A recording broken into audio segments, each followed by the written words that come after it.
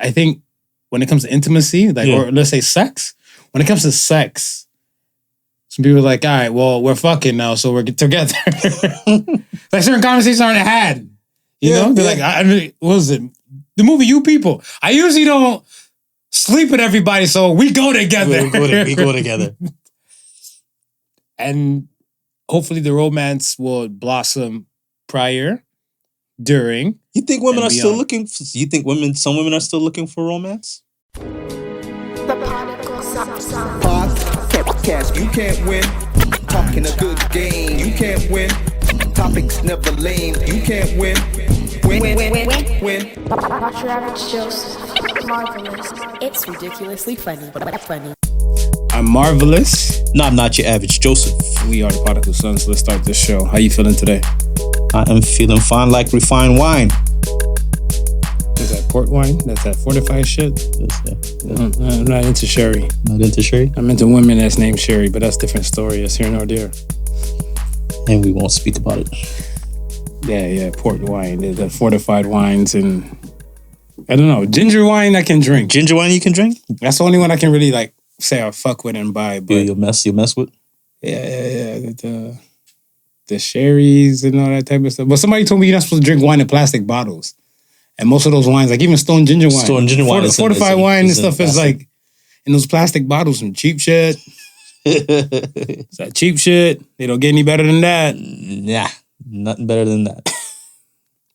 All right.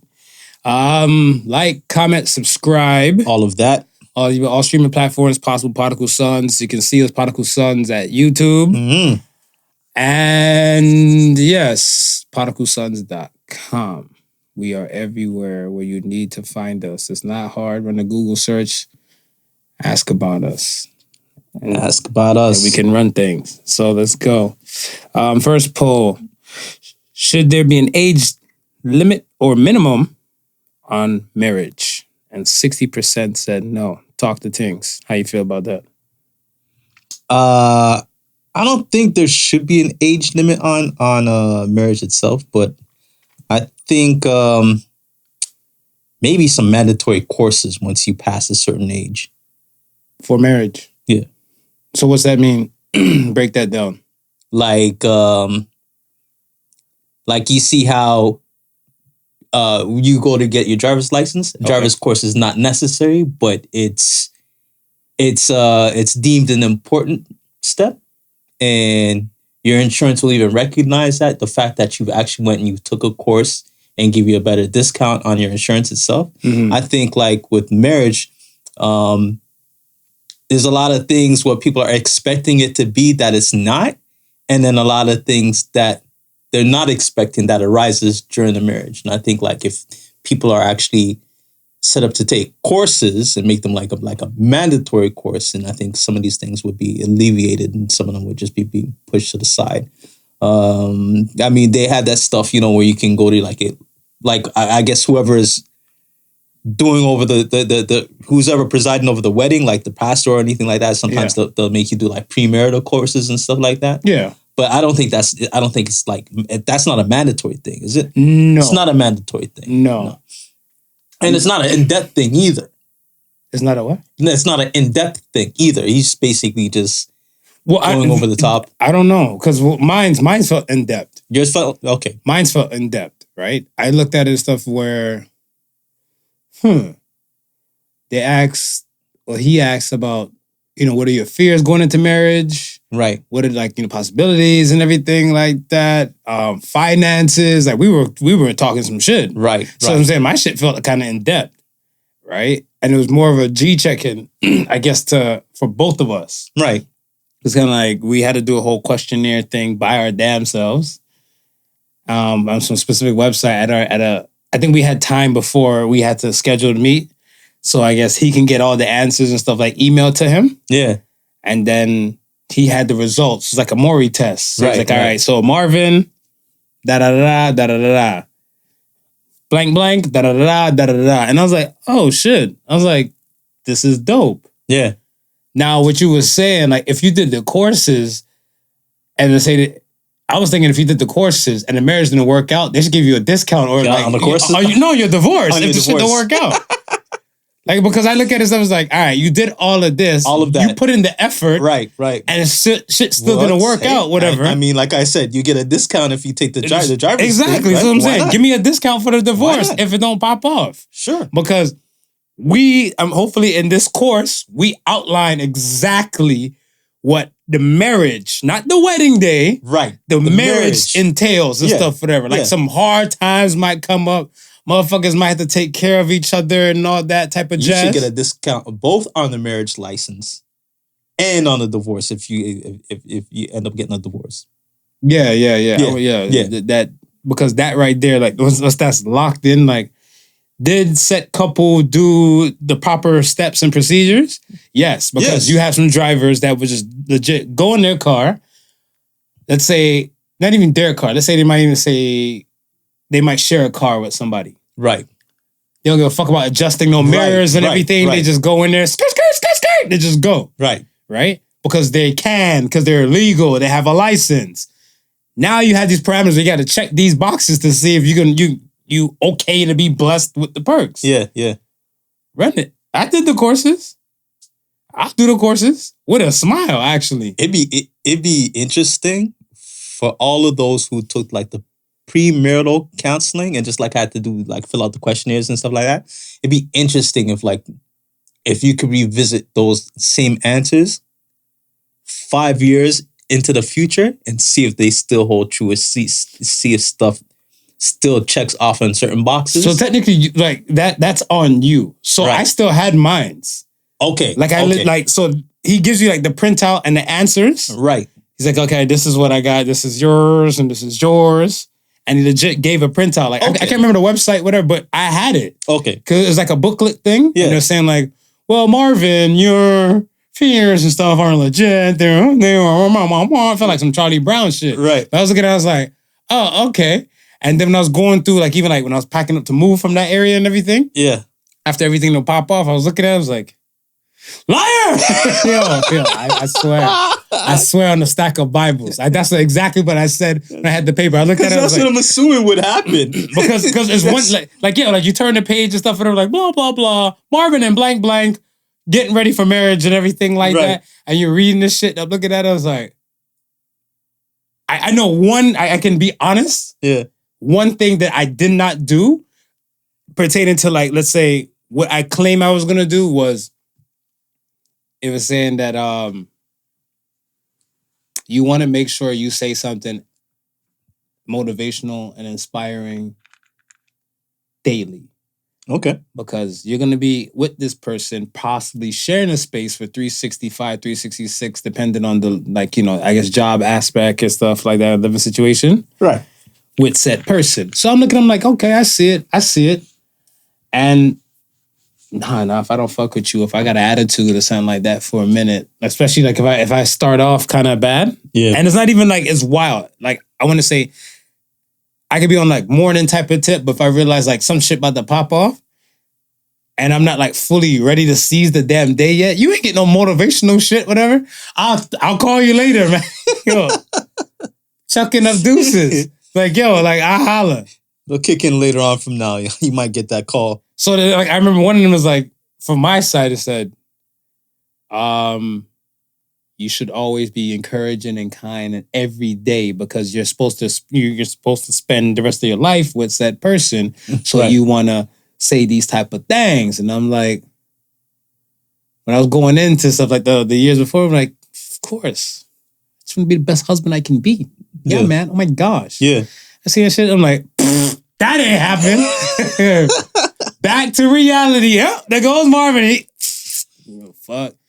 But it should be like, I feel like the human brain is not fully developed to at least your 30s. At least the 30s. Okay. So schizophrenia and everything can even show up probably like 26, 27. And salute to the, I'm not knocking the folks, but let's say they got married like 18, 21, 22 or something like that. Right. Yes, the person is changing and they're growing and they have their own world and all the above, but the brain itself, like possible chemical imbalances tend to come in and everything like that around that 28 to like 30, 31 range. Right. I don't think those people with those kind of minds should be, just because they're legal to do it, should be doing it, because that's part of the issue why we having so many divorces and stuff nowadays.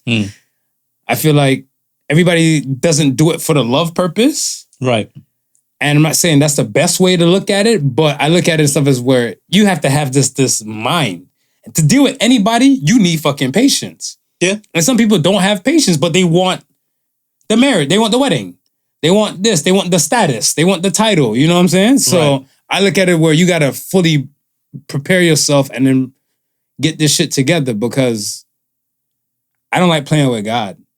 I'll say that and stuff, whatever. Like, yeah, I do talk about some things and stuff on God and the Bible and everything like that. I speak more about the Bible. Bible's written by man. Right. So my discrepancy most of the time is to be about the Bible. And it don't be about God and higher power and everything. Right. So when you're saying, all right, hey, divine person, you speak to God on a regular, we'll call you pastor. Me and my loving woman would love to get married and stuff in your church under the eyes of who? God. Right.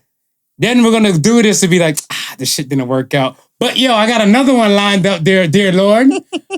This one's for real though. And everything, like, can't be playing with God like this, whatever. Right, You know what I'm saying? So I was like, for the most part, in my marriage and everything, from my point of view, she might say something different. Yeah. But I look at it stuff as I gave 100. I gave 100. Right. I know I gave 100 and stuff like that. Lacking might be. Sometimes I might have gave 90. Right. If it didn't work out and stuff, it didn't work out. And I want to say mature minds know what it is. And even to this day, we're able to like talk and have conversations and stuff like that. Like conversations and stuff about it. Yeah. Because I didn't fuck up. So light for you, and hopefully light for the other person within the conversation. We can't say 100% for sure that it's light.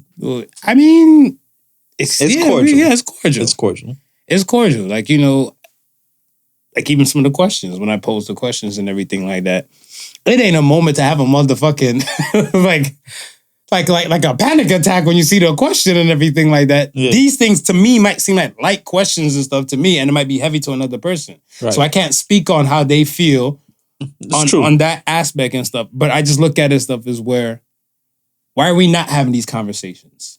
Right. Like, even in marriage. Yeah. Why are you not having these serious conversations? Why are you not having like your spouse? There should be a friend. Right. Best friend? I don't know. Like, you know, Friend is good enough. friend is good. Friend is good. Friend is good enough. Okay, Friend is you're good right. enough. Okay, bless your heart. Yeah. When I hear some best friends and stuff, and I'm like, Do that. all right. Like, the reason why I always laugh, Yeah. because I was like, are we best friends? I heard that one time. I was like, you don't even like porn. like, Right? I see a twerking video or some shit like that. You look at it like, niggas. Yeah. Typical Yeah. men and Yeah. everything like that. Yeah. But I show my boy, be like, oh, look at it. Yeah. Damn, them cheeks is wavy. How are we best friends? Like, my best The friend. sharing moments. There's some sharing moments that count more than others. And let the church say amen. This is it. Like, you just got to be friends. And with friends, you should be able to have those uncomfortable conversations. Right. Those real ass conversations. Much as when you guys are intimate with each other. Right? But it's a mature dance. And I feel like a lot of people don't look at marriage as like a mature dance and stuff anymore, because some people get married so young. Right. Yeah. Right? And it takes a solid mind, and we live Even with those that don't get married so young, it's like marriage is something that, in order for it to last long, it takes work. And we've seen like the majority of marriages, the length being shortened.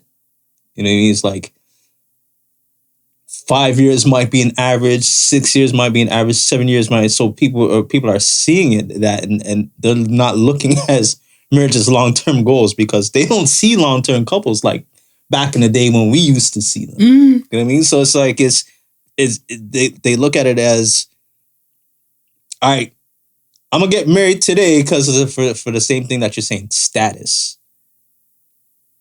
not only wanting to feel a certain way, wanting to have a certain feeling. But if you're only doing it for a certain feeling, what happens when that certain feeling is gone? Can you stay in there, right? Can you fight the fight?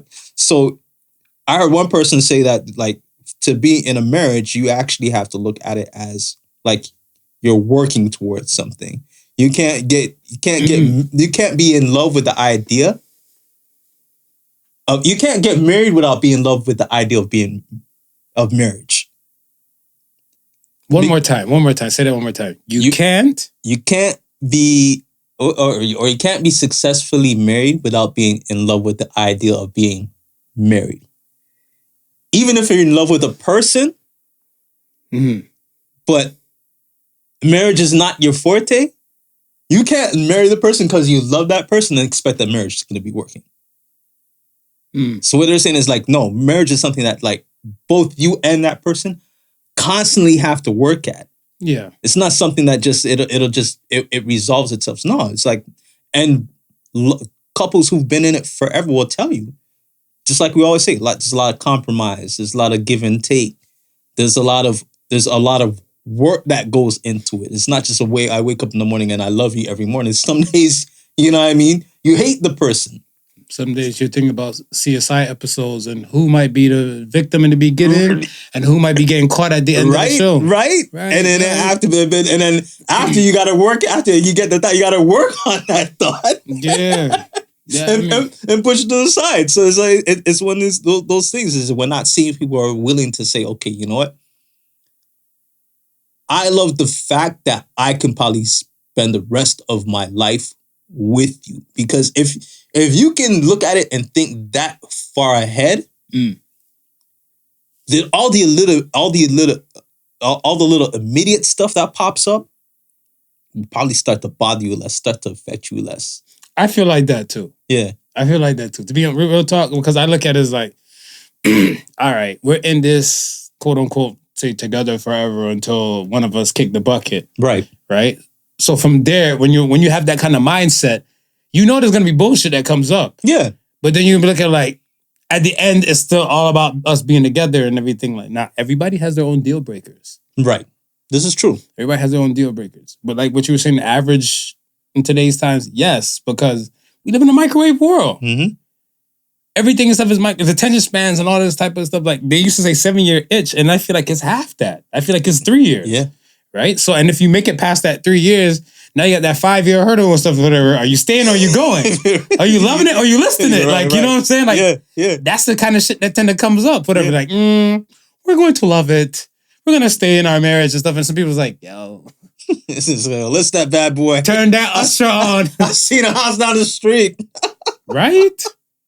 So, yeah.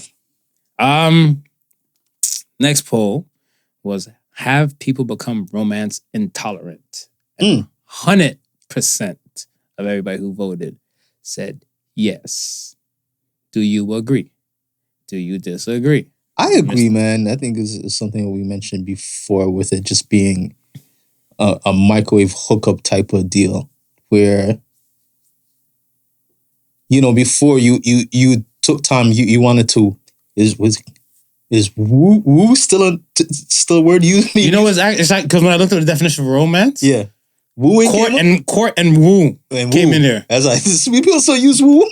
It's past, but it's previously used, but it's still there. It's still there, right? You're on Webster Mariner Dictionary. You're good. I'm good. You know what I mean? It's like when you first met a chick, you wanted to impress her so much, you wanted to woo her, and one of the parts of wooing was showing a romantic gesture. But they don't want that.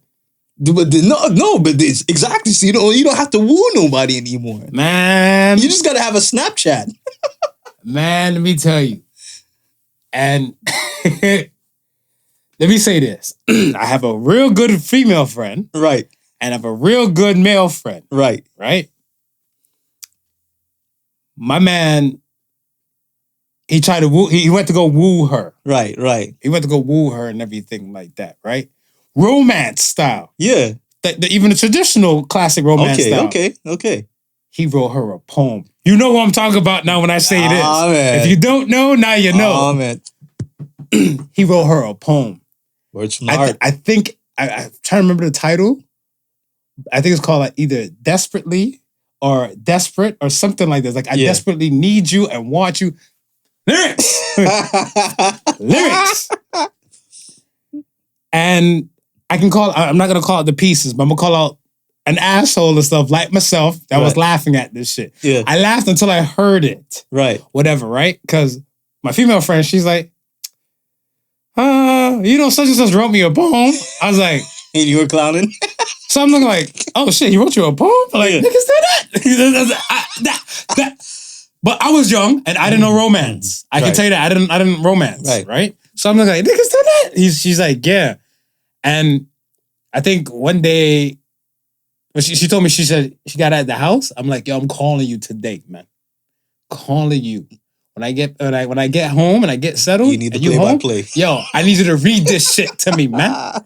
I need to hear what the fuck is going on for my man and stuff for that, right? Then I want to see if it's plagiarized or some shit. Yeah. I done said some shit to some women. That was some borrowed. Yeah, well, yeah. You know what I'm saying? So I look at it where the poem, like he was going like, I desperately need you and want you, I yearn for you, or something like that. And it was like bars after bars. And I was like, okay. Couldn't no way an 18-year-old write this shit. Yeah. Couldn't no way. Yeah, it had to be somewhere. But then again, he was a rapper.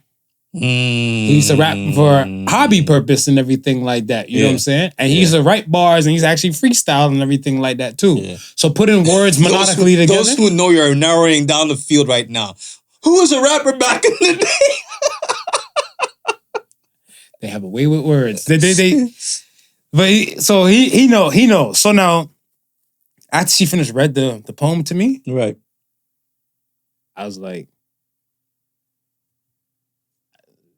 so y'all get married? Like, because that's the shit that you get married to right after. The shit hit. Yeah. So I went to him directly and stuff, whatever, and like other friends, she told other friends and stuff too, so they kind of clown him. Yeah. And everything. And so I went to him on, I was like, yo, at first I did clown you. Yeah. No word of a lie. Yeah. But then when I heard what I heard, because she read it to me, I was like, what I'm going to need you to do is write my vows for me.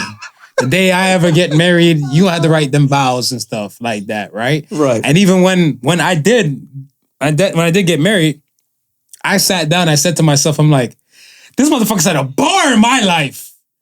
He done set a bar. So I got to go past that. You're trying to remember a couple of verses. Well, no, I couldn't remember this. Like I said, even to this day, I got a good memory. But, even to this day, I was looking like, it was well worded on, like, I want to say, you could have made it into like a Love Jones slam poetry type of moment and everything like that. And I was like, this shit was well done. So, like when it came to like the vows for my aspect, I actually sat down legit, put time in and stuff because it was like, this is my time to show my romantic side. Right. To not only to my wife to be, but to also that I'm open with my love for said person. Yeah. Right. And for the man to write that, I was like, yo, that's dope. As an adult now, I can recognize like he was ahead of his time. The motherfucker's still ahead of his time. Yeah. Whatever, right? When I show you the players and stuff, whatever, the pieces in it, you're like, no way. I'm like, yes, nigga. It happened. And I remember one day I heard this. Somebody said, I can't remember where I heard it, but they said, people who can dance in the street are the ones that are supposed to rule the world. It takes confidence to sing and dance in the middle of the street or like, a sidewalk, and because the judgment, the fear, you know what I'm saying? The shun, all that kind of displacement goes on and stuff, right? I find it very romantic when I see couples legit like dancing. Check this shit. I think definitely before the pandemic, and I seen something during the pandemic and stuff too. Before the pandemic, it's like a younger couple. I want to say they're probably around like my age at the time and stuff. Like, so let's say they're in like the early 30s and stuff. This is before the pandemic. Yeah. I was cutting through Trinity Bellwoods Park, right? To get ready to head back uptown and stuff to head to the house. And where I parked my car and stuff, I had to legit cut through there. And I seen them, they were talking, they were kind of ahead of me and everything. And he took her hand and then he did the little spin around shit and started dancing and shit. And like they looked back and she was kind of embarrassed. He's like, relax, let me dip you. Like, you know what I'm saying? Like he's telling her like, let me dip you. She's like, all right, fuck it. And then she's dipping. So I'm there, I'm like, if you want, I can turn some proper tunes on my Spotify for y'all and everything. Like, so she's like, oh, you're so sweet. He's like, yeah, play me something and stuff for them. So I was like, so I went for Jackie Wilson, To Be Loved. I played that for them, whatever, right? Right. So all three of us having this moment, and I was like, y'all want me to take photos of this or take a video? Yeah. So he's like, yeah, bro, record this. Nice. So I can play this for her so she can't say I don't love her because I got a complete stranger to record us dancing in the park under the moon. And I was looking like, fucking right, man. Fair enough. That's no more. That's romantic. Say no more. That's romance. Mm-hmm. Motherfuckers don't want to be... I feel like some people won't take a poem serious. No, probably not. A person might feel the type of way about a person, like, you know, this is how I feel about you. Like, you know, again, you can't control no one's feelings and stuff. Like somebody might see me, a woman might see me, she might be smitten. Right. Right? She might be lost for words and looking like, hey, what's up? You know, you cute. What's up? How are you? And then to me, it's just like a normal passerby. And she's like, you know, you want to get together sometime and stuff? Like, all right, sure. Right. To me, it's just another date. This, I'll call it that, but I'm going to say this woman, I'm going to say this person then plotted out first date, wedding proposal, wedding day. Yeah. If we may or may not have kids. Yeah. What our future look like, and who's going to die first. All from the meet and greet. Some people are serious, man. And that's cool. But that's what I'm saying. Man. If you're that serious and stuff, I feel like you should take charge and don't have no shame to your romance. Right. Because if you really feel this type of way about a person, express it the way you think they would understand it. Yeah. That's the main thing. Yeah, that's dope. I remember, I can't remember whose wedding it was exactly. But it was a husband and wife team, and at the beginning, I didn't even know they were husband and wife. I thought it was just like two people who worked together for this, doing the photography and stuff like that. But then at one point, I think right after when dinner the first couple courses were being served. And then the music started playing, right? And I just seen both of them put down their cameras and start doing that same like ballroom dancing shit. And I was like, yo, this is touching. This is dope. It looks like either you kind of got the feeling like either they had met like maybe at like some type of ballroom dancing thing, or they might have met at some type of they might have been photographers and seen like a couple ballroom dancing and say, yo, they've probably been photographers for other weddings. Yeah, doing this for so often that now it's become one of the, like their things. So it's like, yo, and I seen them put down the cameras and start dancing. I'm like, oh no, they dancing. This is like, honey, we're going out on a Thursday. We're ballroom dancing type of deal. And I was like, yo, that shit's so dope. It's so dope because this is, imagine like you do this. Every time you go out and you shoot somebody's wedding, there's first day, there's that magical day for them. It reminds you of your magical day, right? What's better than to be able to relive that first dance right there in that daytime at that moment on somebody else's special day? I was like, yo, that's dope. I was like, yo, that's so dope. It is. Yeah. I think we should...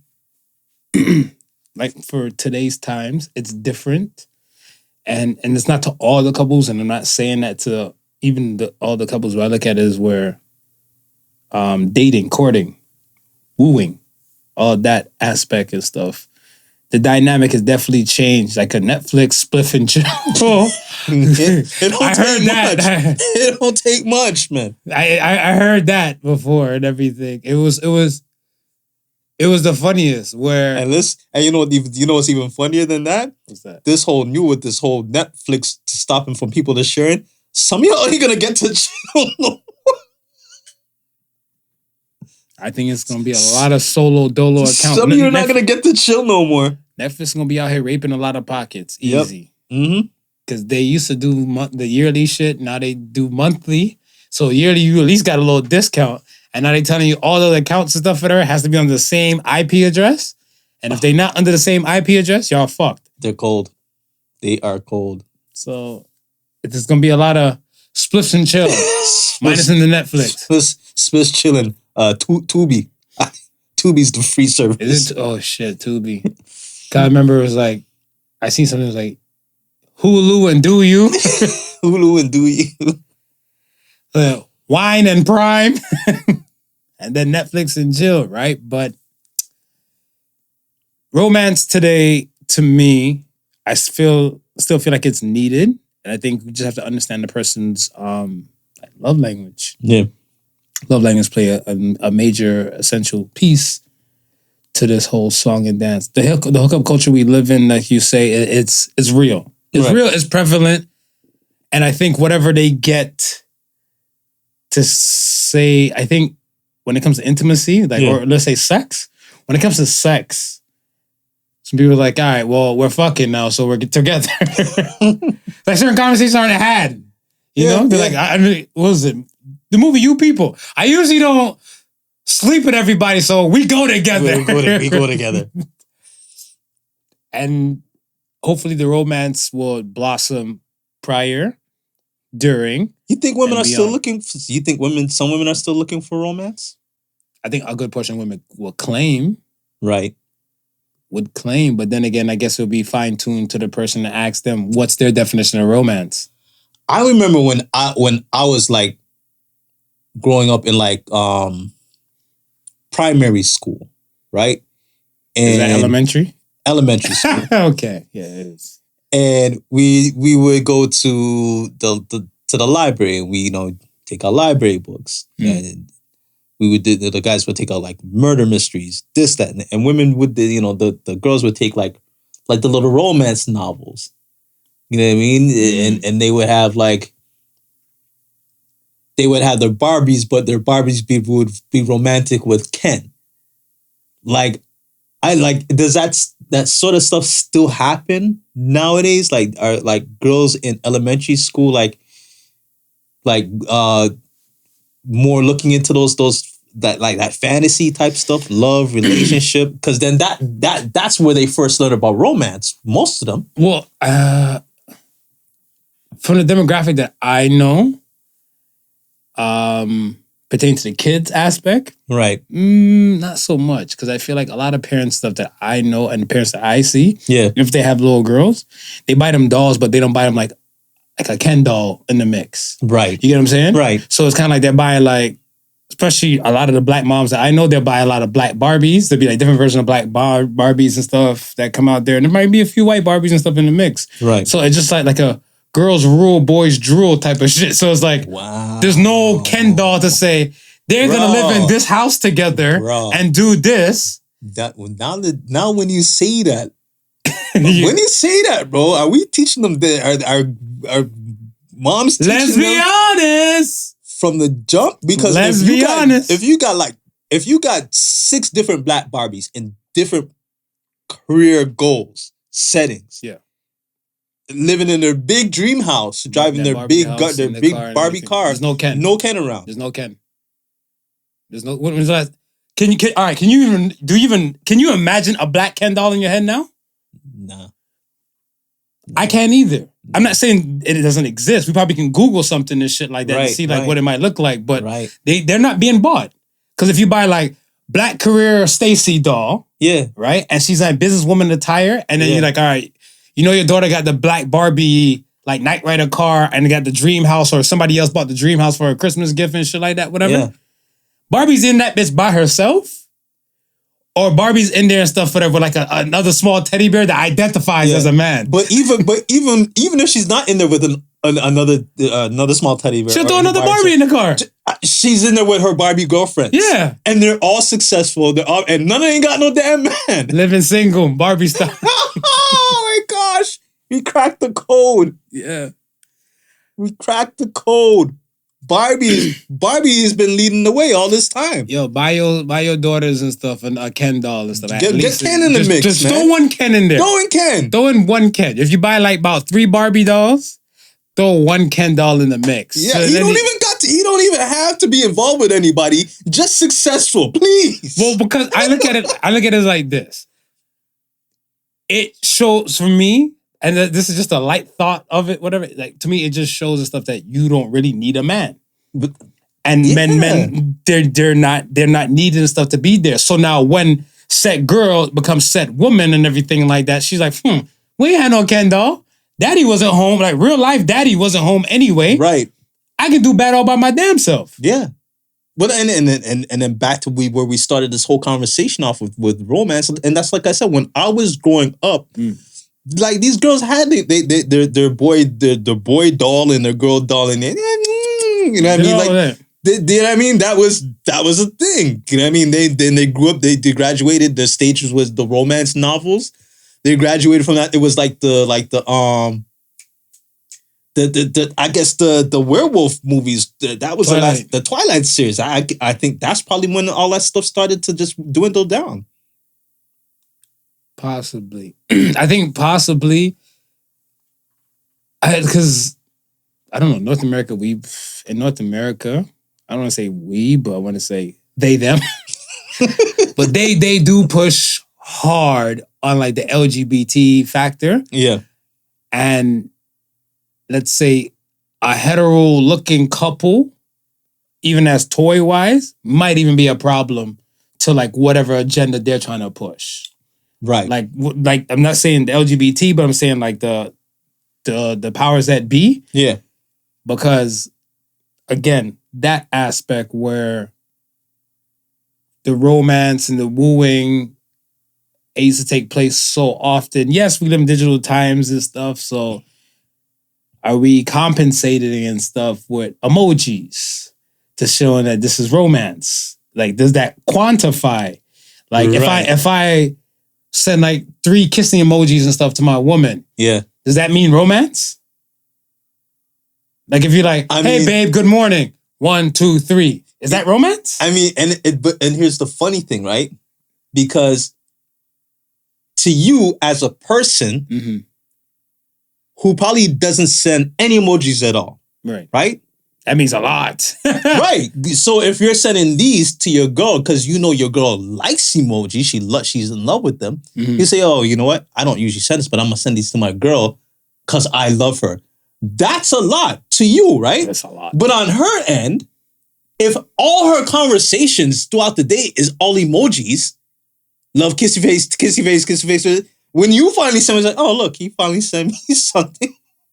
She might take it at first. She might say, oh my gosh, so he actually used an emoji to say something. He must actually might mean it.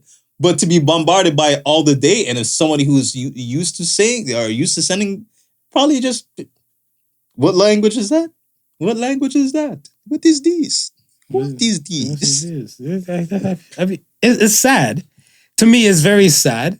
I just hope I'm optimistic where I look at it where even conversations like this is had, where it kind of becomes like a sonic boom. That's the reason why I chose the words and stuff like romance intolerant, like lactose intolerant. Right.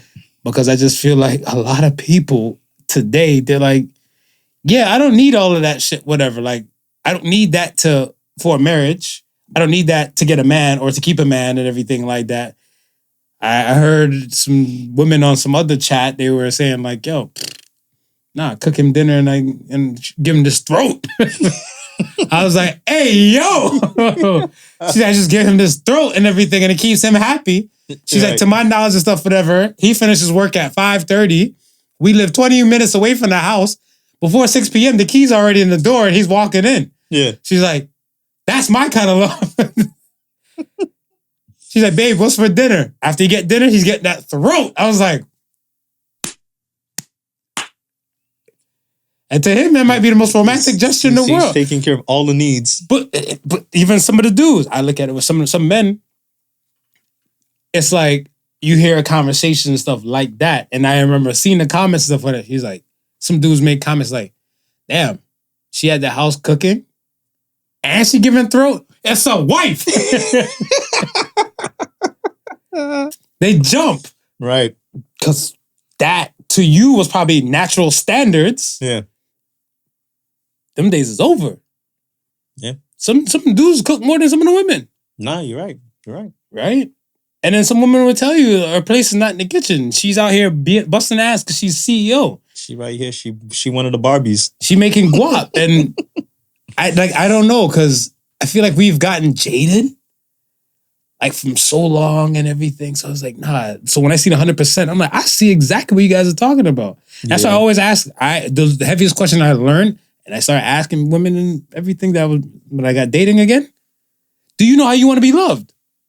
Right. If you have an idea, I can start. My woman, she says she likes flowers. So I try to make sure that whenever I'm going to see her right, and everything like that, let's say I'm going to go see her and I haven't seen her for a while, I greet her with flowers. I greet her with flowers. Because even if like she's doing her ones and twos somewhere and she told me that, I'm like, yo, I called you. You were busy doing your ones and twos. I was out doing my thing. But I left you some flowers at the house. When you get home, you see the flowers and shit. Oh, he cares. If you tell me how you want to be loved, then that's fine. And some women, like I said, some women I spoke to, even with this topic. Right. Dinner, spliff, and some Netflix. If that's your version of romance, boo-boo, I ain't knocking you. We ain't knocking you. We ain't knocking you. Let's go into some other shit now. I wanted to talk about Afro Beats, not Afro Beat, Afro Beats. I realized throughout the course of the years that beat and beats are different. One letter changes the dynamic for that genre. But every time I touch a radio, which I don't, right, frequently, right, when I do touch a radio, I hear something on the radio, especially within the GTA, Afro Beats is playing on the radio. I asked two friends.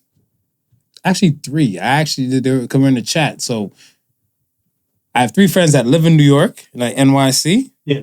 And because we used to chop it up before one moved and stuff, he introduced me to his other friends, and then we just have our own little chat, or our own DM and everything like that. And I asked him, I was like, yo, I know two of the guys in there are Puerto Rican. Right. But I'm like, do you guys hear a lot of like more reggaeton or Afro beats on the radio? And that Afro beats is killing. Yeah. They're like specific radio stations, specific time, and give you a reggaeton hour.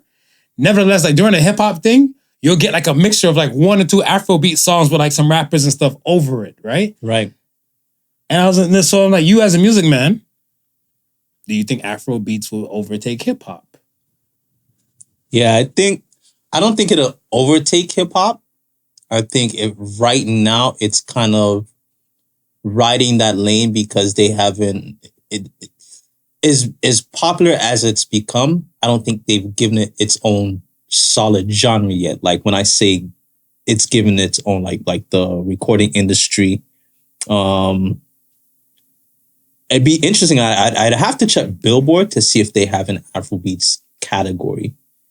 But right now, I think it's still. I would think. I mean, I would think because I want to say the Joanna track. When the Joanna, yeah, when that dropped, yeah, I feel like after that, it's just been raining because the Drake and Wizkid thing. No, not Come Over. Come Closer. Come Closer is Wizkid track, but it's Drake views. One Dance. Right. So from One Dance, I want to say it's more of a spark that kind of been moving, and I always like Drake for that. That's why I always commend Drake for, because Drake would tap into damn near everywhere, from like the Bad Bunnies for the reggaetons to like Afro beats, and then you start having more of a trickle effect until it's here. With the One Dance track, right? Mm-hmm. I'm trying to think of what was the track with Rihanna and Drake that was out before that. Work. So Work would have been more of a reggae dancehall track, right? Right. One Dance to me seemed kind of an extension of that. but more with the Afro with the Afro beats instead of just the regular the reggae drum pattern. So I think but you can credit Drake. You're saying. Yeah. You can credit Drake because he did blend a few of those genres in quite successfully, especially right after the work going into the One Dance. Because who was on One Dance again? It was Wizkid and right. Kyla. I think that's her name. The girl, baby, didn't her right? But my thing. All right, have you heard "Come Closer"? If you heard "Come Closer" Wizkid, that sounds more like One Dance than Work. Right. Like all three songs have Drake in there. Right. But I want to say "Come Closer" and One Dance are more similar than One Dance and Work. Right. And that's what I'm saying. This Afrobeat genre, because the Wizkid song is the "Come Closer." Right. The same drum pattern and everything, it actually goes through a lot of other styles in that genre. So I think either people kind of caught in the hypnotic, melodic form of it, of that drum pattern. Yeah. So to a person, I'm gonna say with I don't want to sound bougie with it, but like a non-seasoned ear, they just think everything might be reggae, or everything might be like, you know what I'm saying? Right. But if your ear is seasoned and everything like that, like this isn't your not your reggae, not your dancehall style and stuff, whatever, because it's a little different. Right. And it goes back to what you're saying. It says like what Afro Beats is that specific type of drum pattern, right? And that's what I'm saying with going back to Drake's One Dance. I think that's where he successfully like blended the three, and out of all three of them, Afro Beats was really the beneficiary of it, because everybody knew reggae, everybody knew hip hop, but it's like, yo. This beat, and again, this is like, it's so funny because I know I mentioned this before, but they had this thing called Tropical Dance or Tropical House, which was, it had it's a quick heyday over in the UK, and like all artists from different genres was doing it. Of course, it was just reggae, and they just added a little bit more dance elements to it, right? So it can just cross over into these to these other genres. But reggae artists were getting upset because they're saying, well, why don't you just call it for what it is? It's reggae. Not because you add this element that changes it, but because you add this element and that element, it does change it. So until we move away, I think, totally from hip hop's dominant sound right now, which what I would say is, I think trap is slowly on its way out. It's still got its hold. Trap, but the trap drum, but the drum pattern, but the drill drum pattern is really starting to take its effect. Like I'm starting to hear that type of drum pattern in other music outside of drill. I think because it's what's in now. Right. I think like beats per minute.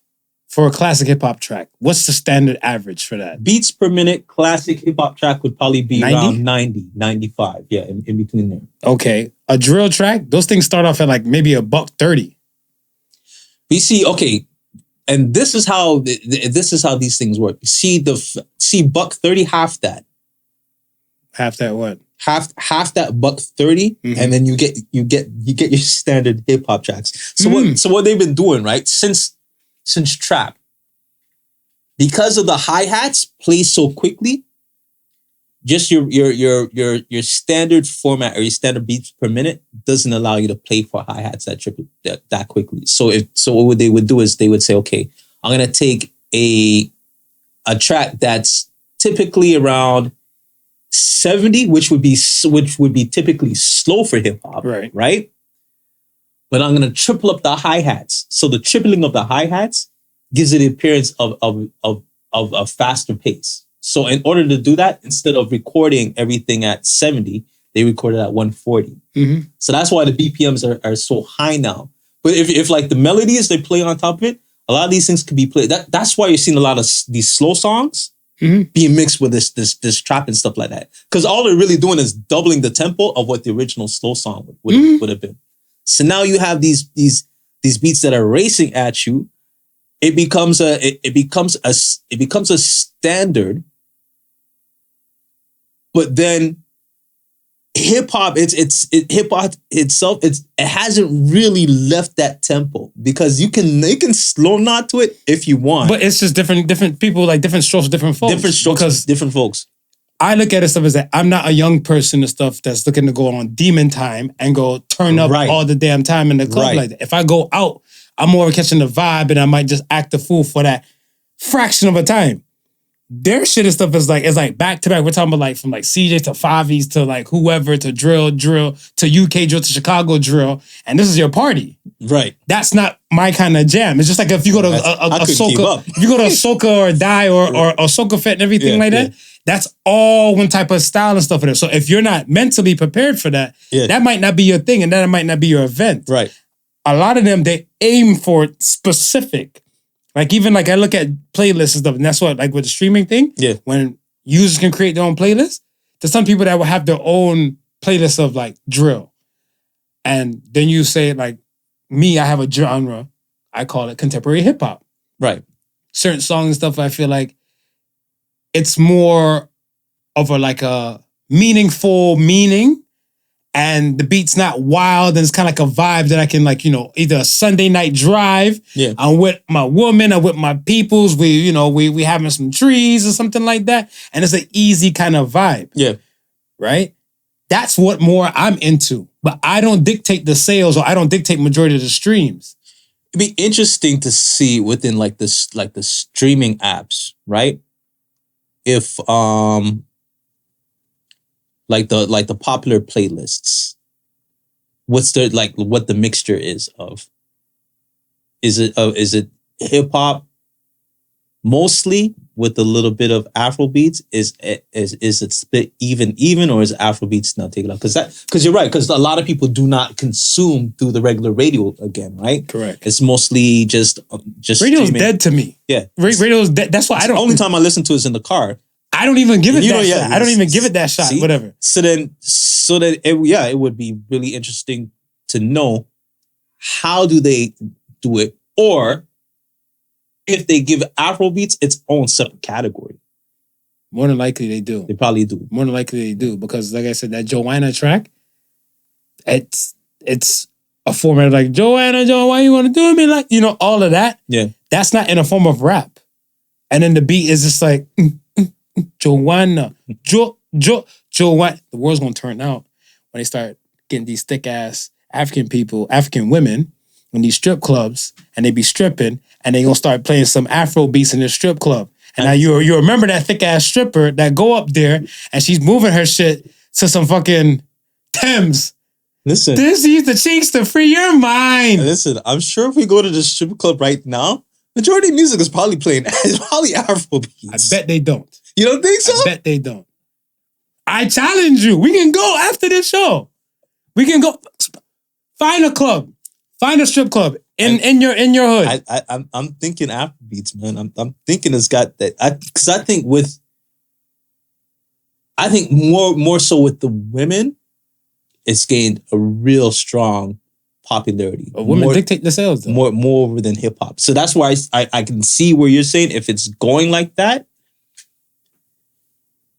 Hip hop will still forever will always have its underground following, but as far as consumerism is concerned, you're right. It's gonna go where the sales is. So if the record label says, "Hey, this is what's hitting right now," then radio stations got to pretty much follow what the record companies are saying. Go big, go hard, or go home. Afro Beats. Yo, I wanted to ask you, playing it safe or go hard, which is better for you? Because I know some people like to play it safe. Yeah. No risk, easy going life, less stress. They don't have to look over their shoulder. I know tons of people saying that. And then you have, I guess we'll call that the working man. Not shitting on anybody, no shade. Right. But I look at it stuff as where You have the hustler that might just be out there on the grit and grind, go, do whatever it takes and stuff, whatever, to set up for set better life. And contrary to what a lot of people believe, I can't remember where exactly, but I swear I seen like 14% of people who've probably done hustled and dealt drugs and everything have not touched the criminal system, have not touched like the law. 14%. 14% in North America. And in America, actually. In America, it was a stats stuff there before. This is something from 2017 that I saw. Right. So there's that 17% of the population. Let's say if you have, they said per capita, I can't remember how they broke it down, but they said basically if you have this many criminal charges, there's like another 14% for the ones that haven't been caught and everything, right? Yeah. And then I was like, yeah. Explain people like Jay Prince. Like, mob ties. You know what I'm saying? So I'm looking like, I don't recall. Supreme Griff. Mm-hmm. You hear him getting shackled up and everything. Yep. You hear some of the other people getting shackled up for doing their time and their dirt. And then you have some people like, yo, how do you just have all of this wealth? Skirt. Yeah. And safe and sound. His skirt. So it's possible. But I look at it where, is playing safe a better option for you? Or is go hard a better thing for you? Because you can go hard for like, let's say 5 years, you can say you're going to grit and grind this, and you're going to coast after that. And some people will play it safe. Like look at the stocks. Yeah. In the stock market and RSPs, you have moderate, you have light, and you have aggressive. Right. I think I sit in the moderate stages. Okay. It's actually funny because maybe about 3 months back, I was sitting with my financial advisor because I had some mutual funds that was tied up with this one company that I used to work with, and I wanted to move it over. So whenever you're doing that, they always do the risk analysis where they see where your profile sits. And I was moderate to high risk taking, where I'm a person, if I see the opportunity, if it's in front of me, then I'll go for it. Like, it's long as like the benefits, if the benefits there are like super tangible, then I'll go for it. If there's not much benefits involved, then I'll probably shy away from it.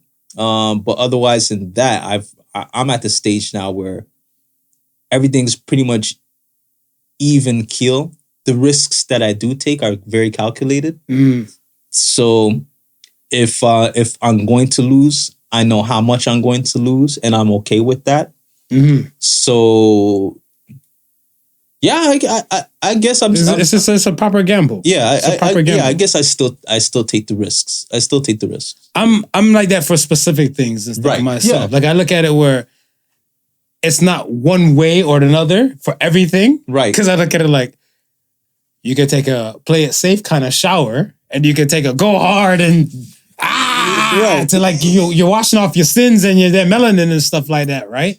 I look at it where certain things and stuff for me works well with playing it safe and going easy, and the other things and stuff kind of work hard, like going hard. Right. Like I look at, look at bedroom play. Like when it comes to bedroom play and everything, I'm pretty sure that every woman wants it to play it safe and soft. Right. Yeah. Some women want their back blown out, right? So I mean, for situational purpose, I just look at where in general most people's lives that I see. Right.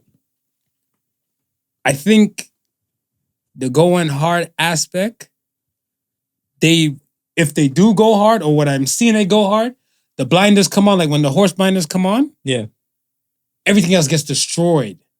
So I don't feel like it's a proper calculated move like yourself. Right. So you're saying like, all right, I'm going to push this, and if it don't work out, you ain't on your ass. Right. Their shit and stuff is that they going hard. If they end up on their ass, so fucking be it. Yeah. That's scary to me. But that's some people's way of living. That's scary to me too. I'm not, like I said, like that's their way. And I didn't know, I wasn't too sure like how were you, like if you were like that before, right, to what you are now. It's like, were you constantly more or less the same how you are now than like in the previously? No, I think I was way more riskier prior to this. And I think, well, obviously having other people in your life that starts to depend on you kind of puts different things into different perspectives, right? Oh, so like kids. So kids like and the wife. Kids and wife and so forth like that. Like where I can see myself, if you're single, going for broke. If you're single. Yeah, going for broke and then being able to just rebuild myself again, because there's certain things that I can sacrifice, I can do without. I can, you know what I mean? Like I can rough it to the point where I'm back on my feet again and start, like, as a person who has kids who depend on me and a wife who depends on me, I can't do that, right? This is like, the roughing is, it's not just me one now, it's you me got mouths to feed. Three or four other people, right? So like, at that point now, it's like, okay, how do I want to handle these risk assessments now? Do I want to make sure that if things don't go well, we all can still eat? Because it's not just me eating anymore. And if we can all still eat, then I'm about it, right? If it's a situation where I gotta show my kids that it's not always worthwhile just playing safe. You got to take risks. Then I also gotta do stuff to show them that you can't have fear when you set your mind to doing certain things.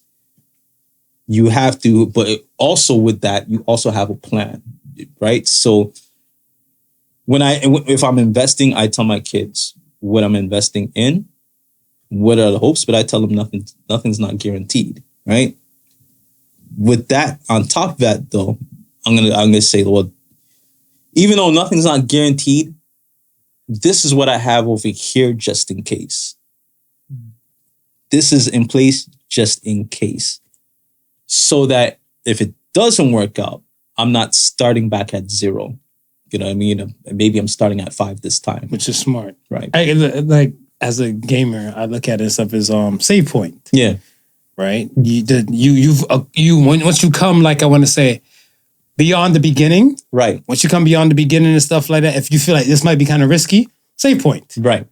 So then therefore, if you do fall from grace, this is the furthest you're going to come back. Yeah. Yeah. So you've already done past level 1, level 2, or step 1, step 2, step 3. You're at your save point, whatever. Your goal is step 10. Right. Right? But like if you get to like step 8 and you get knocked down and stuff, whatever, you're stopping back at 3. You're stopping back at 3. And so that's why a lot of times when I see like people like Dame Dash is kind of like that person to me. I look at it where Rockefeller was up there and the togetherness of Rockefeller. And I can imagine like how much cake they were seeing and stuff at that time. Right. You know what I'm saying? When the cost of living was a lot lower, eggs were $10. You know what I'm saying? They were at that moment where I'm looking like, yeah, he was up. And then the snakery of Jay and stuff took place. Yeah. And he was knocked down, but he was knocked down to the beginning level. Like, let's say us, regular people, everyday people. Right. Is the beginning level. He didn't get knocked down to grace to like that. He got to a save point to be like, yo, as a calculated risk. Yeah. If it doesn't go well, I'm like, suh. Right. And if not, you're flat on your ass and stuff and everything. That save point is a really, really good analogy because as a gamer, I'm pretty sure there's games where you played and usually you save that save point is a game that you're invested in. Yes. Nah, I'm gonna beat this game at some point, so I'm saving, make sure everything is good, right? But there's games that you just play for the shit. Like, you don't give a shit if you die and you have to start all over from the beginning. You were never invested. But you're right, it's and that's how it goes, right? Like you'll take bullshit risks on something that it doesn't matter if it doesn't work out. You're okay with that. You can start at 0 with that one particular thing. But yeah, there's other things. I'm with you 100% on that. Where I get the save point I have the blueprint. I have the net, whatever needs to catch me, so I don't have to start all the way back at zero again. Yeah, but I feel like if you go throughout your entire life with just playing it safe all the time, you ain't gonna be great. No. You can be great and you can be safe. You cannot be both. You can't be both. You can't be both. And I've always said I don't want to be that person at, near the ending of my life with the woulda, shoulda. The regrets. Yeah. The regret, you feel it. Yeah. I try to make sure I live my life, especially with like 0 to minimum regrets possible. Right. Like I say what I want to say, how I feel what I want to feel, and all that type of stuff. So that's why some people look at me and stuff like, "Oh, I'm happy-go-lucky," or I don't lament. That's the L I refuse to take. Right. I don't lament on things. So my thing and stuff is that I would tell you you're great. You know me, I tell you you're great all these type of times and stuff, whatever. No matter what time and shit like that. And I'm like that across the board with everybody. I'm gonna appreciate you right then and there in the moment. I'm not gonna be like, I wish I told him that I love him. Like, what the fuck? Like, Right. why you ain't do that when they were here? Yeah. You get what I'm saying? You had the time. But people, they move like that. I see a lot of people move like that. And I always feel like I'm the weirdo because I look at it like, yo, like I think my girl said to me, she's like, you say some weird shit sometimes. I'm like, no, I'm going to tell you how I feel exactly so you know. So there's no mystery with me. Right. Might be a mystery with you and other people or some shit, but there's no mystery with me. You kind of know and stuff of that. And I like that. Yeah. I like that people know and stuff like, all right, I'm not the friend that you call on fucking speakerphone. I'm going to talk like this. And I'm not just talking like this for the podcast. This is how I talk. Right, yeah. This is how I talk. This is it. So, and me, I'm not used to like, I want to say playing it safe. I just play it smart. Yeah, I can see that. I play it smart. I can see that. Right? Because I feel like if you play it smart, yeah, you can be great if you play it smart. Right. But you play it safe, you cannot be great. In No. order to be great, you got to do unsafe shit. Yeah. You have to say unsafe things. Yeah. I don't say safe things sometimes. Some people might not like the fact that I'm openly to say like, that I'm sexist when it comes to certain type of things. Right. Right? People are like, oh, he's sexist. Cancel his ass. Cancel. But I'm like, no, there's some shit that I stand for and stuff. Like, I don't feel like any woman I'm with or if we're together Right. or some shit, you should be pumping your gas. You should be cutting your grass. You should be taking out garbage. Right. I'm not saying a woman can't do that and stuff, Not but saying you that's can't just do how that. I operate. And Right. if she did it and stuff, if my woman did those type of things in front of me, I'm like, hold on, let me holler at you real quick. So here's what's gonna happen. Yeah. I don't know if this relationship might work out. This shit might be on thin ice and everything like that. You're encroaching on some of my duties. My shit. My shit. Yeah. I'm the one with the dick. Yeah. You know what I'm saying? Let me be. Let me be. Let me be. So hey, teach his own. We good? We're good. All right. We're good. Let's get to the question of the week. Question of the week. Question of the week. It's a little deeper one. You ready for this? I'm ready. Who has hurt you the most in your life? Ooh. I had maybe I want to say 2 friends who've hurt me in the past. Mhm. It took a while to get over it, but eventually I got to the point where I realized what I was feeling hurt over wasn't my fault to begin with. So I removed all blame for myself. Were the 2 friends in one situation, or were they 2 separate situations? 2 separate situations. And you got the same answers? It's just 2 separate situations. Okay. Right? 2, if that person's not going to ever come around and try and repair whatever wrong that was done, why am I gonna keep it on my head for the rest of my life?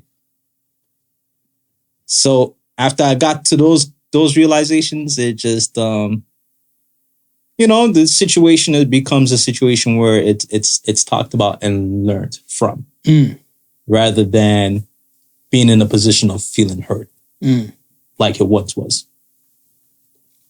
I had friends that hurt me, but I thought about this question and stuff, and I remember it was a period of time that my father hurt me the most. Because I look at it where I lost my first fight, I think in the 4th grade. I want to say that's my only fight I lost now, come to think about it, because I got shamed and ridiculed and stuff by my moms.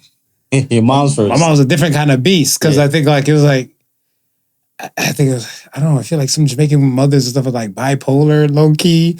And they have some different shit. And it's like, I lost the fight, dude bust my lip. I hit him, but he just bust my lip. Right. Oh, look at me. She's like, the fuck am I feeding you for? Right? In translation, like, you know, like all of that. What I said, the fuck am I feeding you for? And then I went to my room and stuff. Whatever. The lady's like, yo, what are you doing? No video games in this bitch. I'm like, I lost a fight. I didn't fail school. Like, you know what I'm saying? You deserve to play no games. Yeah, you don't deserve to play no games.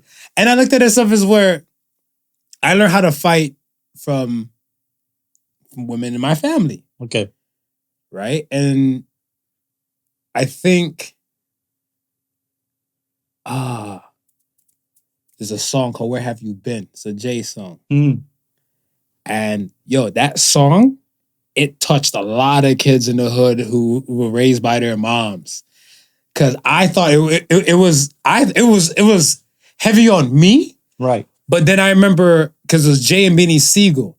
And then Beanie Siegel said like, yo, anytime he would go somewhere, run into some fans, like, yo, where have you been? Fam, that's me too. Yeah. He got that response so much that he had to call Jay and say like, yo, we need to do like a damage control of this. Cause a lot of people are starting to hate their fathers. Right, right. So they had, I think on the Beanie Siegel Reason album, like I think the second album, whatever his second album is, he has a song called I Still Got Love for You. So it's kind of like the continuation of that, but like more of like, hey, we're good, Dad. Yeah. Parts of my life, like I said, me learn how to fight, ride a bike and all that type of stuff. Same thing, that's what was highlighted in the song. That's why it kind of just turned on the light bulb and stuff in most people and stuff, whatever. Because he's like, in the song, he said, you never taught me how to fight, ride a bike, fix a flat, none of that sorts and shit. I never learned those things from my father. And I was like, these are things that's supposed to be taught.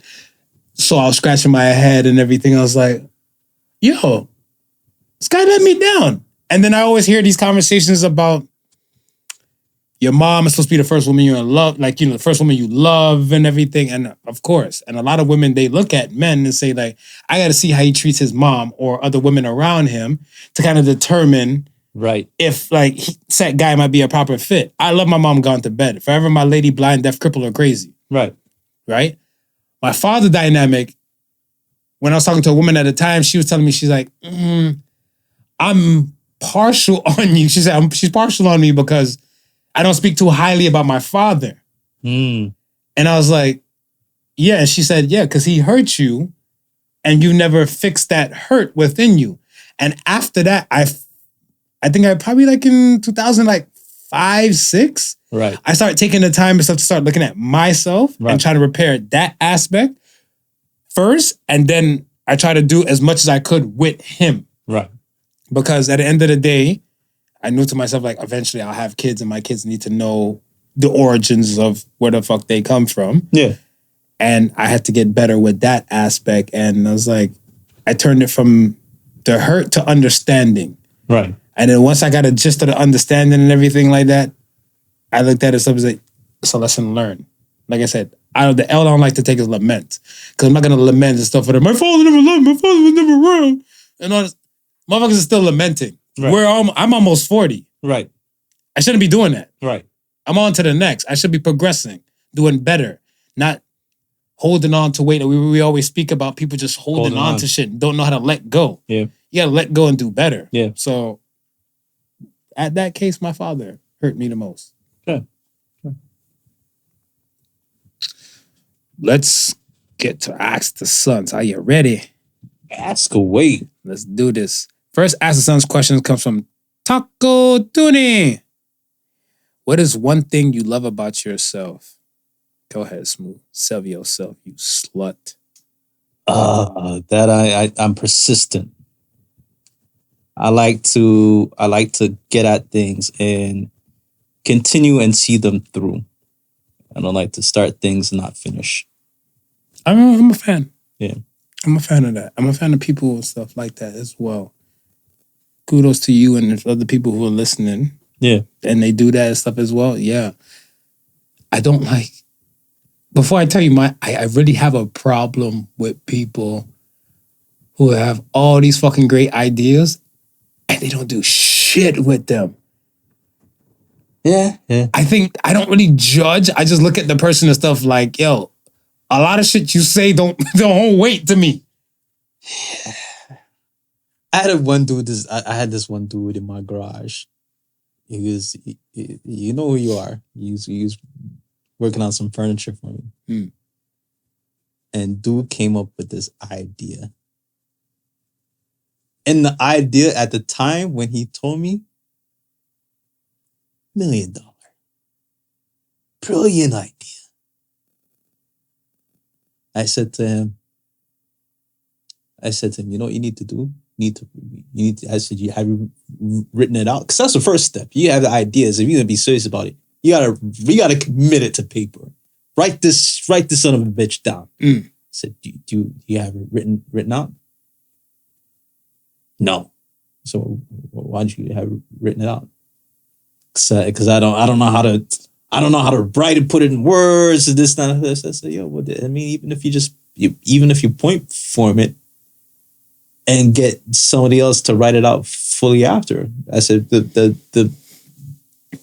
purpose of writing it down is that you don't forget anything, right? If there's anything to add, you can add it to whatever you've already written down.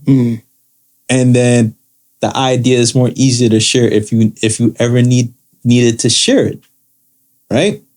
I said, yo, you're telling me this idea is such a dope idea. The idea was so dope that if I had the money to say, listen, I'm going to pay you right now for the idea, for this idea, and you don't do anything else to try and come sue me after it, it's as good as done, right? Sometimes you got to Zuckerberg a motherfucker, teach him a lesson. Bro, after that, he's like, okay, why don't me and you go on that? But I was like, no, because now you want me to 12 work for your idea. It's just, that's not what we're not going to do. What we're not going to do is that. User. But yeah, I'm like, and it's one of those ideas where it's just, you say it in front of the right person, and that right person is like a business go-getter person. Then I'm like, yeah, I'm sold. Off to the races. It's like off to the races. And so, but you're right. It's like so many people have so much ideas. And I don't know what do you think? Is that not knowing where to start, or just the intimidation of starting? First step is a doozy. First step is a doozy, but a lot of people do not have full follow through. Right. You and I, we always discuss that a lot of people, when they're going through some shit, if it doesn't go out to what they have ideally in their head, like how it's supposed to go, they jump and they abandon ship. And it's not seeing it to, like, I want to say, to its fruition. Right. Like we talk about other podcasts that was supposed to meant to be, but they weren't shit.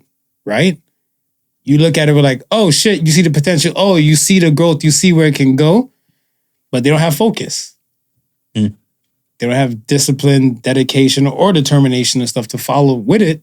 So it just becomes, what is it? A dream deferred. You ever heard that the poem, Raisin in the Sun? Yeah. What happens to a dream deferred? That's that big ass line in the beginning.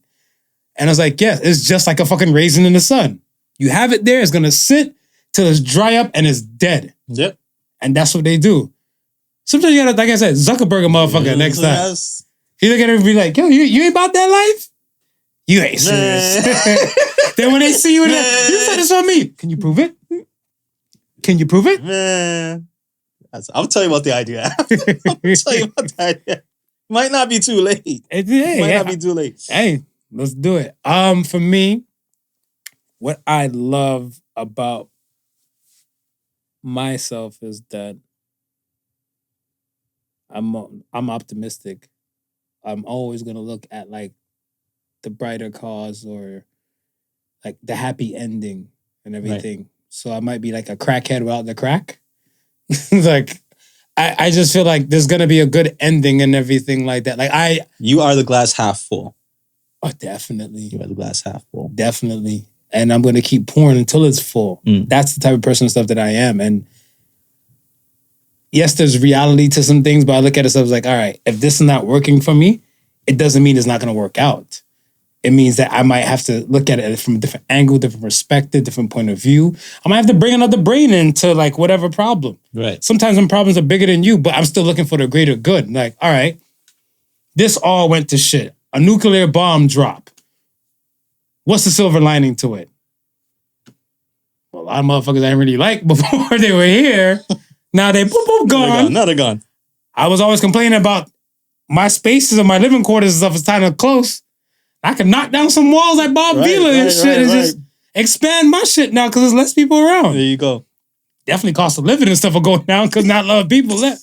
You know what I'm saying? I'm looking at the positive aspect of things. And I like the fact that my brain does that. Right. And I like the fact that I've constantly done that throughout my 37, pushing 38 years of life. Yeah. That part. Well, that also goes in and lends its hand for you not having to lament. Mm-hmm. You know what I mean? It's like always looking at the positive things. Side, yeah.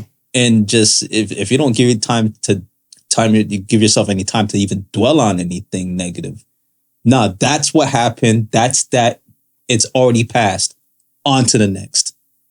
This is what I'm looking for. This is what I'm setting out to do. Mm-hmm. That ain't stopping me. Because it's like I know I said it several times on the show before in the past. Like I always said, like I'm bad at love. Right. Right. And before marriage was like goal and relationship and everything, we spoke about that before. Right. And now fall from grace. Right. Right. There was no possible save point I could do. There was no save. So I had to go all the way down. From the beginning, back to the dating pool that so many people pee in. Right. And sifted through the ones like, oh, you do this for a living? Right. You got coin. To one of those ones like, I don't trust men. There's like some... That's why I love coming to America to this day. Because that dating shit...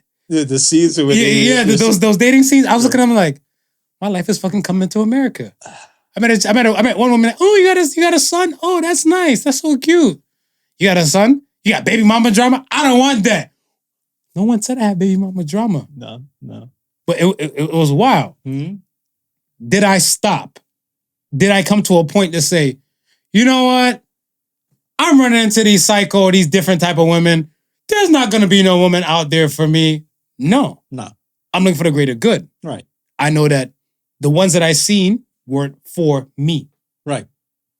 So if I have to keep going out there and find the one that's for me, then that's what I'm going to do. Right. Fair. Next question comes from Jamie Lee.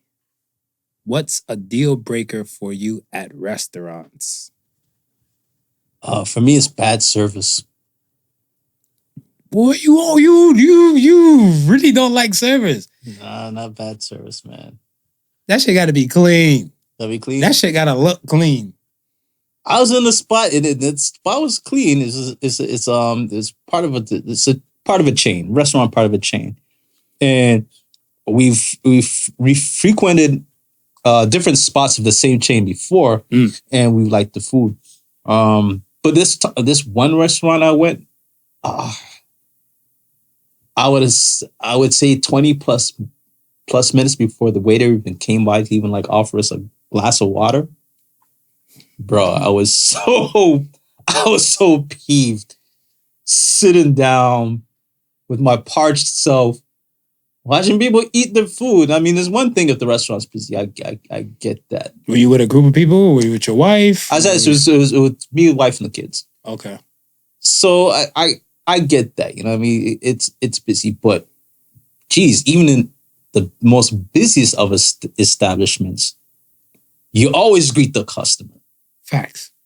Right?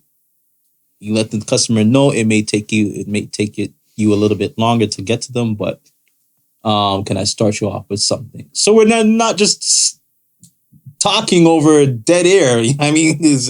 Breadsticks or something. Bro, 20 minutes in. Not even. Nothing. 20 minutes in, man. And it's like, bro, I was just so cheesed that at that point. I feel like you should cough out the establishment's name on the mic. I mean, sometimes you got something in your throat. Go ahead. You can cough. You can cough it out. You can go ahead. I let him be. I'll let him be. I don't want the reverse effect to happen, and then they get a flood of customers, and they start deciding to show and prove all of a sudden. No, you might get at Podical Sons. Podical Sons was right. Fucking punk ass. Is it Denny's? Is it Osmos? Like, you know, like you don't be shy. Don't be shy. I'm not a fan of Starbucks. I say it all the time. So yeah, we were at the verge of leaving, man. It's just like I said, because we know the food and the food tends to be good. It's just like we were hungry, so we just ended up staying. Eventually, we got served, and I just didn't leave any tip. That was my was my shout out. Fair. It has to look clean. Even just like if I'm even going to somebody's house, right? For like even food and shit like that. Certain things have to be clean. Like your floor has to look decent. Like we'll say if like something dropped, I have no qualms to say, 5-second rule. Yeah. But if your shit look like it's like R. Kelly done shot 2 movies and stuff there, what we're not gonna do is eat from that establishment, period. If your place looks like before the food even hits the ground, a roach is gonna speed by and catch it in mid-flight. Yeah, like you'd be surprised. Like I went to a restaurant, Chinese restaurant by my house and stuff, whatever. I love their food. Right. I love their food. And they're like a little more hole in the wall type of thing. Right. The first time I got put onto the restaurant and stuff, it was I think somebody and stuff, either you or Swift, somebody put me on and stuff to that. I was like, oh, okay. Start ordering from them. Like I started fucking with them and everything till like one day I actually said, oh, you know what? This is where their place is? Yeah. So I actually walked in. I'm like, damn, did I already order from you? The hole in the wall. So I looked one day and I was like, why your walls like went from like white to like yellow and cream and everything like that? And it's so funny and stuff when I mentioned it, she's like, oh no, we're going through renos and everything like that. I'm like, this bitch is like the dust's been here since like 1988.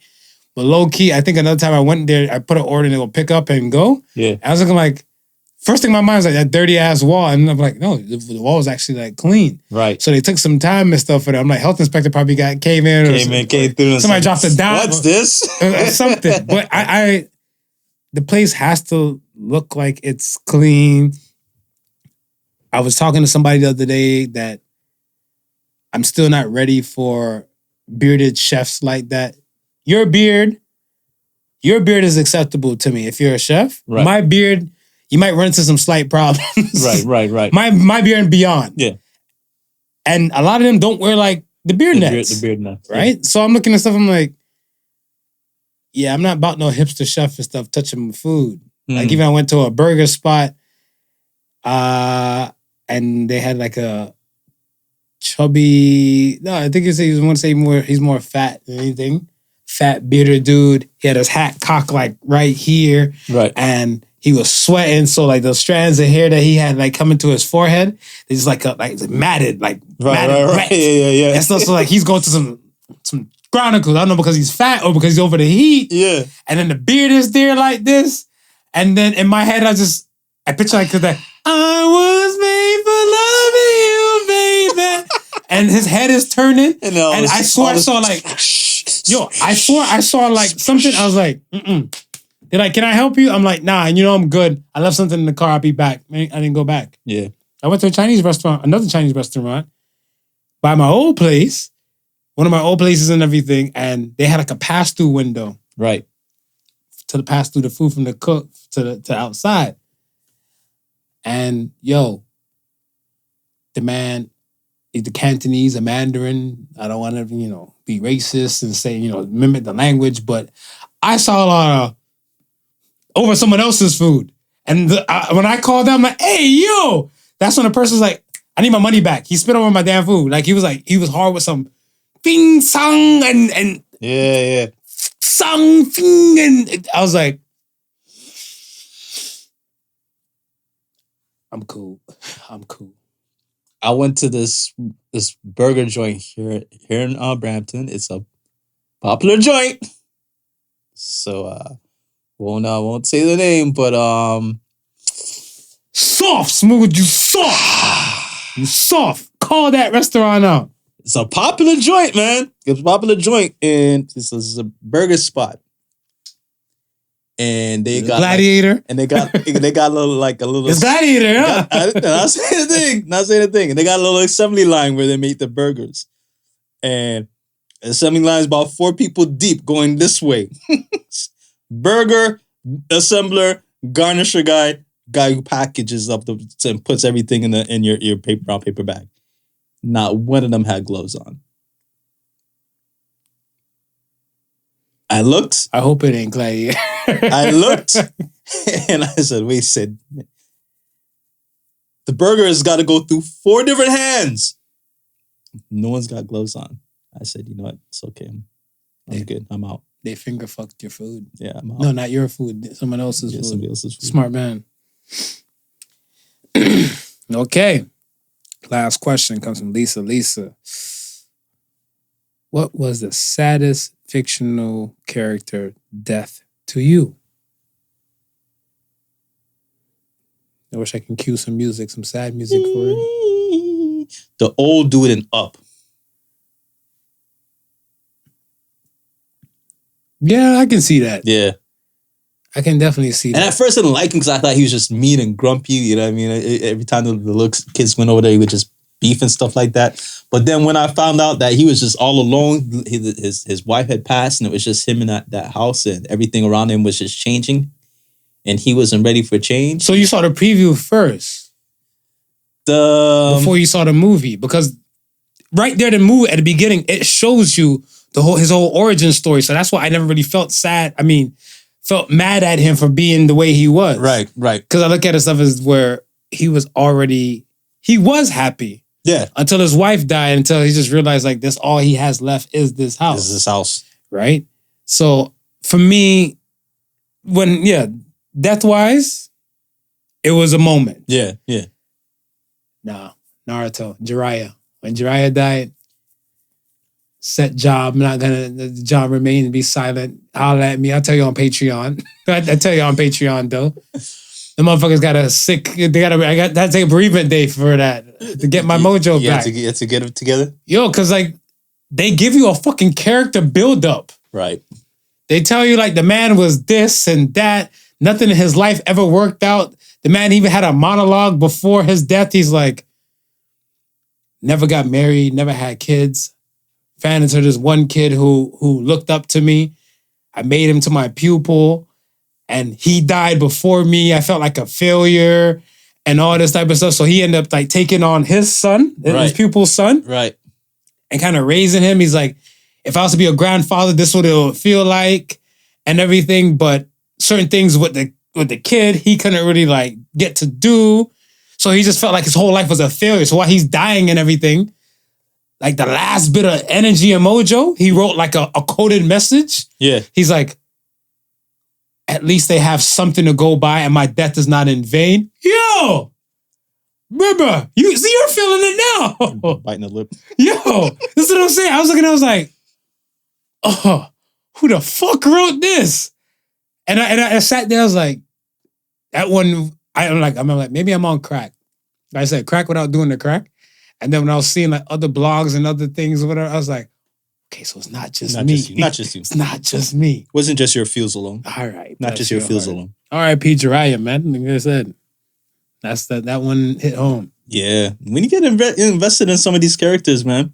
Yes, and that's what it is. Yeah. I think that's what it is. I think if you give 0 fucks about a character, right? Nothing. Because it's just like Game of Thrones when fucking Joffrey. Yeah, because we always hated Joffrey. Yeah. When Joffrey came on the scene and stuff like, he was like this little punk ass Mayate out here. He had no love. From the beginning. No love. And then you look like, and then when he finally died, fuck yeah, bro, a kid died.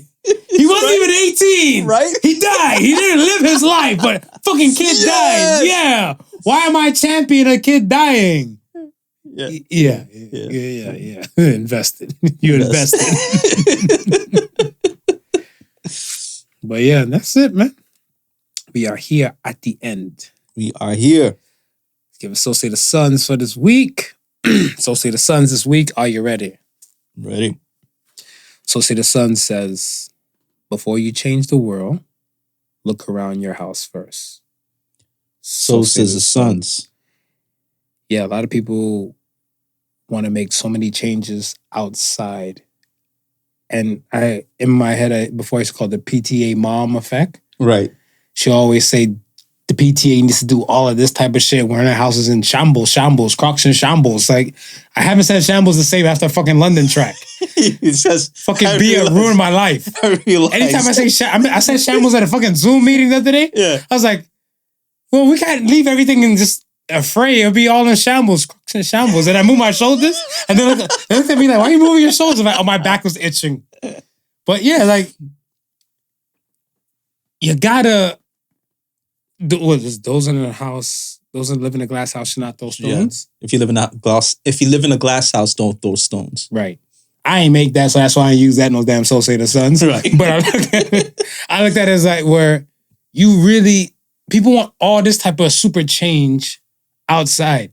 And a lot of people ask for change and they're not really ready for the change. Because when the change kind of comes in, they don't know how to react. Right. Look at the weather. The weather we have today. Like, where the weathers we're used to. Yes. Those days are gone. Yes. But you still have those people and stuff talking about the weather and all the above. And I always turn to them and say, what do you think is the cause of it? Probably emissions. I'm like, how often do you drive? Right. Ew, I'm not the only car on the road. But you're part of the change that's happening in the world. Mm-hmm. Maybe if you bike, then you could probably cuss a few people and stuff like that. You know, if you drove electric, you can cuss a few people and stuff. Because you'd be like, I'm not the one fucking up the world no more. I'm electric. Boogie, boogie, woogie, you know? All of those. So the changes and stuff, like, yo, before you make the changes to the world, man, definitely make the changes in your house first. Look around your house. See what needs to be changed and spiced first before you want to go attacking the world. Yeah, I can agree with that. All right. We are here at the end. Thank you, beautiful people. Once again, thank you for rocking with the Podical Sons. Thank you. Remember, the difference between genius and stupidity is that genius has its limits. Peace and love. Deuces. The Podical Sons was not your average Joseph and so fucking marvelous.